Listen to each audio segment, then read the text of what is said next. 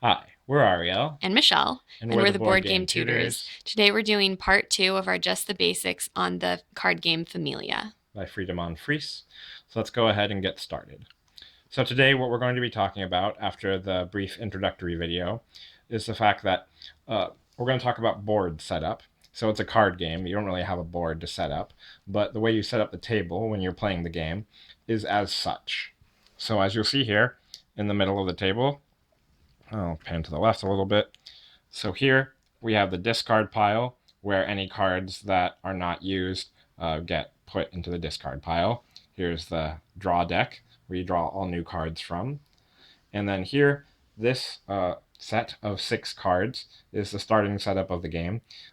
This area here, it can grow to be a lot of cards or to be almost no cards, big. And this is called the street. This is where you can get all your new gangsters. You obviously shuffle the deck and you put 6 random cards from the top of the deck onto the street, and that is your beginning street. And also, so that's everything in the middle of the table. Each player is going to start out with a hand of 4 cards based on what player they are.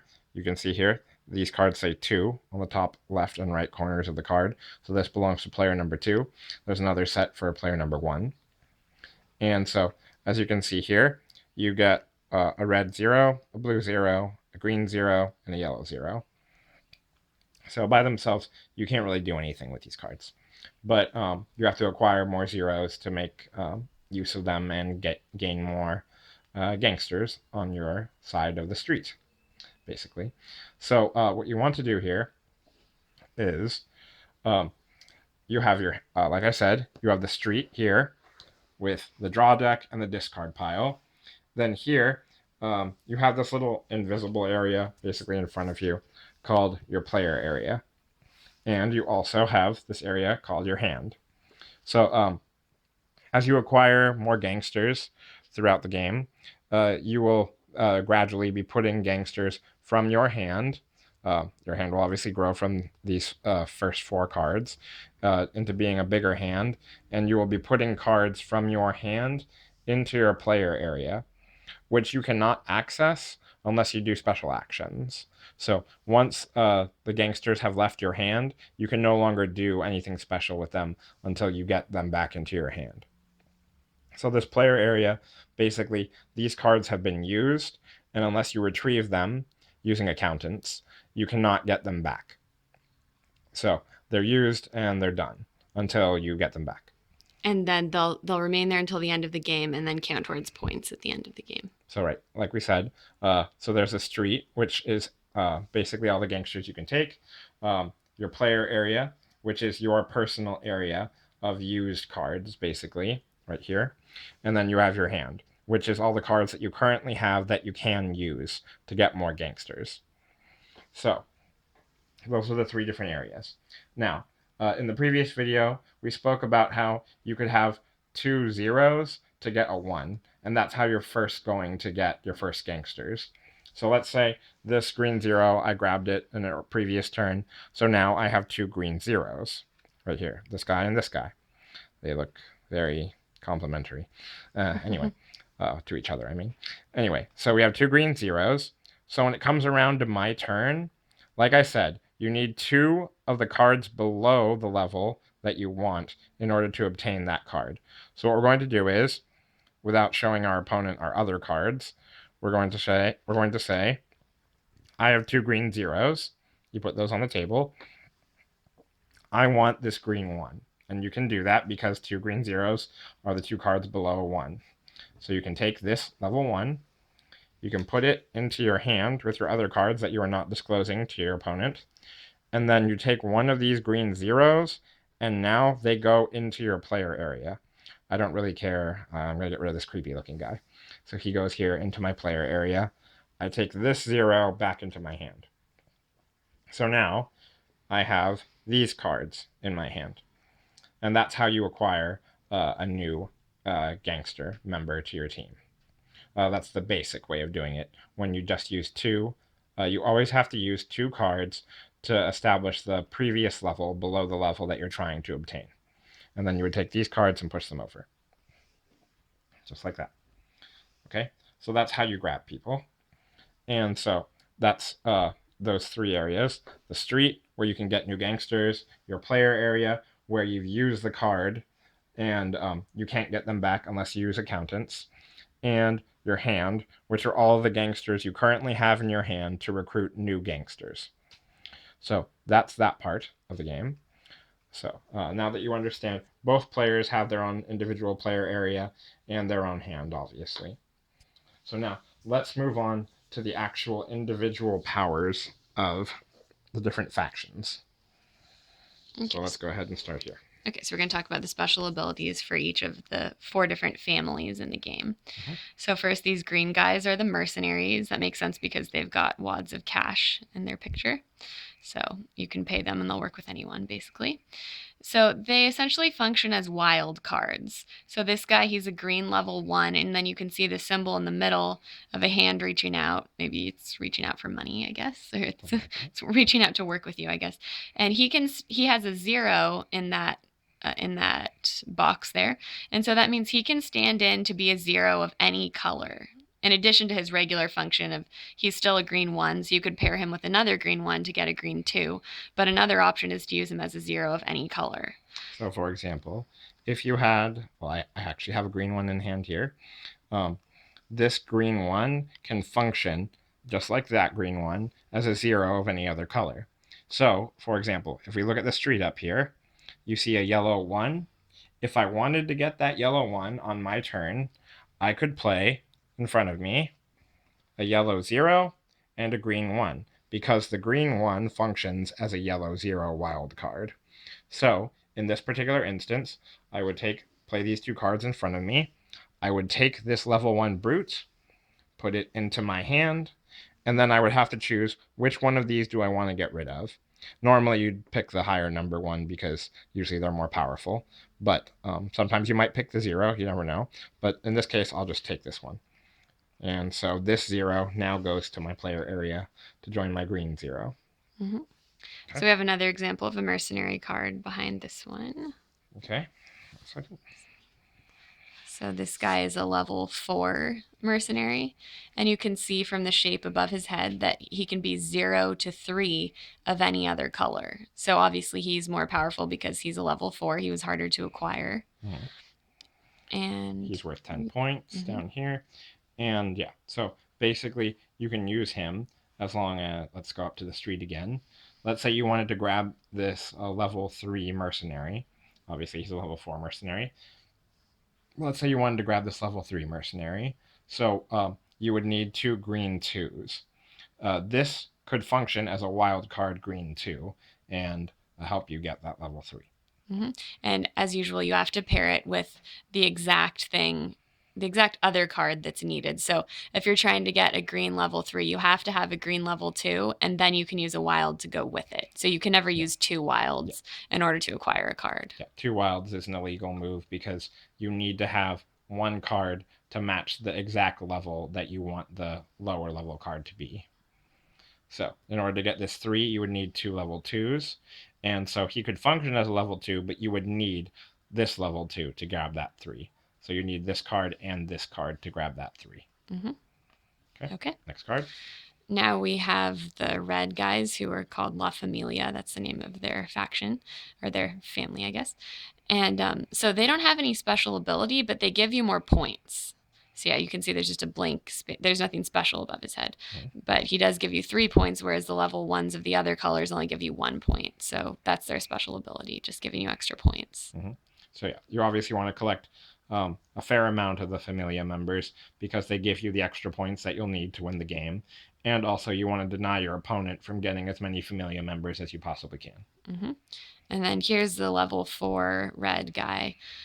He, as you can see, he like we said, he doesn't have special ability, but look at how many points he gives you, 15. So he gives you the most points of any card in the game. Yeah, all the regular number 4s give you 10 points, but this guy gives you 15.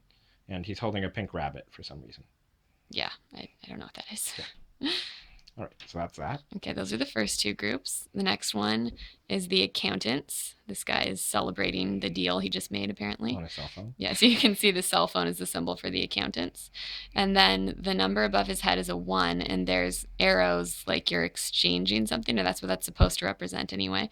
So accountants, they're a little tricky to use, but they let you exchange one or more cards from your hand with other cards from your play area, and it tells you how many cards you're allowed to do. So this one lets you exchange exactly 1. If you had a higher number, you could exchange up to that number. So it doesn't have to be as many as are in the box. It can be less. So let's go over here. You see my hand here. Let's pretend I have this level 1 in my hand because I used 2 blue zeros and grabbed him. I don't have 2 blue zeros, but let's just pretend. So I have this level 1 accountant. We'll go over turn phase in the next the turn phases in the next video. But when I can play my accountant, I could play my accountant in front of me, declare that to my opponent, saying I am playing a level 1 accountant. Obviously, you can't use him for anything less than a level 1. But I'm going to exchange one of my cards for another of my cards in my play area. So I look at my hand. I'm going to take out this guy, and he goes with my accountant because he was taken out using my accountant power. And then I look at my play area. Okay, I'm going to take this guy back into my hand. Now I take the 2 cards that I used, the accountant and the card that he exchanged, and put them into my play area. Right there. Okay. So that's how accountants work. So you always have to give 1 for 1 because that's not any low. You can't go any lower than 1. Otherwise, you shouldn't have played it in the first place. Right. If you have a level 2 accountant, you can play that for 2 cards, or to exchange 2 cards for 2 cards, or 1 card for 1 card. You can always downgrade an accountant to the previous level. So this guy, he's the highest level accountant. He has a 4 in this symbol above his head. So he can exchange up to 4 cards. But like Ariel just said, you could exchange 1 for 1, 2 for 2, 3 for 3, or 4 for 4 using this card. And obviously with him, the big limitation is you have to have a large enough hand to make a full use of his card. But like we said, you can always downgrade him to a level 2 in terms of what you want to use him for. So right now, I have 5 cards in my hand. If I had him in my hand, I would have 6. But the accountant that you play does not count towards the card that you exchange. Remember what I did in the previous example. Like, put the accountant with the card that you're exchanging with, so that way you can remember what's what. And so the main thing you need to know here, so I have, like I said, I have 5 cards in my hand, so I could theoretically do this with that level 4 accountant, but if you look to my play area, I only have 3. So obviously that's another limitation. You can't go beyond what you have in either your hand or your play area. But your play area is going to grow a lot more in regular games. Okay, next card. Okay, this is a brute. So he's from the last group of cards. You could call them, I guess they call them families in the game, or you could call them suits if you wanted to. So the brutes have a baseball bat for their symbol. And then the symbol above his head kind of represents what he does, I guess. That's a fist. So the brutes, I don't know if they attack the other cards or just scare them, but they kind of convince the other cards to become a lesser number than what they are. So here he has a -1. That means he can reduce the cost to get a card by 1. And he reduces it for exactly 1 card on the turn that you play him. So I already have a level 1 brute in my hand right here. So what I would do on my turn, when I go through the turn phase and I get to the brute part of the turn phase, I could say, I am going to play this level 1 brute. Anything I grab from the street this turn costs 1 less. So if you look up here on the street, this is no longer a level 2 green. This is effectively a level 1 green. This is no longer a level 3 green. It's a level 2 green. That's a level 1 blue. So it reduces the cost, basically. And so you would use that. So like, for example, if I use that now, and I said, this is now a level 1 green because of the brute card I just played. Now, on my same turn, I could play these 2 green zeros. Like I said, he's a 1 now. I could grab him. I could play these 2. I could grab this guy, put him in my hand, and then take one of these green zeros back into my hand. Then these 2, the brute that I played and one of the cards that I played would go to my player area over here. Mm-hmm. Okay. So that's how the brutes work. Okay, that's a level 1. And here's a level 4 brute. So this guy, as you can see, he does -4. So what's important to remember with the brutes is he does exactly -4. So he's not like an accountant, basically. Yeah, you can't decide to make it -3 or -2 or -1. It's only -4.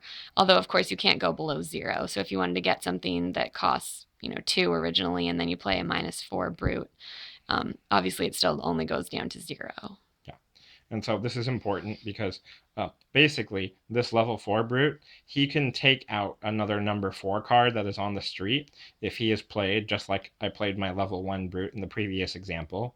He can take a number 4 out completely and make him a 0, and now you can just grab him without playing any cards whatsoever. Mm-hmm. So he's a really useful card to have, but obviously pretty hard to acquire. Mm-hmm. And like we said, you can't downgrade him. He's always 4. Just like a 2 is always a 2, a 3 is always a 3. Yeah, so for example, if you're trying to get a card that's a 4 and you have a -2 brute that you can play on it, then that makes it exactly 2. So you'd have to have a 1 and a 1 in order to get that card, which has been reduced to a 2. Right. So, and yeah, so that matters more with the -2s and the -3 brutes. Mm-hmm. Yeah, we've gotten confused about that in the past, but it's important to remember you do have to have the exact cards that you need to get it after the subtraction happens. Right. Okay. All right. So those were all 4 factions, and that was also quote unquote board setup for the game Famiglia. Familia. I can never get that out of my head completely. But yeah, so let us know if you guys have any comments, questions, concerns, clarifications. Please subscribe to to our channel, the Board Game Tutors, on YouTube, if you enjoyed this content and you would like to see more regular updates from our channel. And yeah, we thank you guys for watching. And yeah, let us know. Yeah. Yeah, let us know if you have any comments. Thanks so much. All right. Bye, guys. Bye.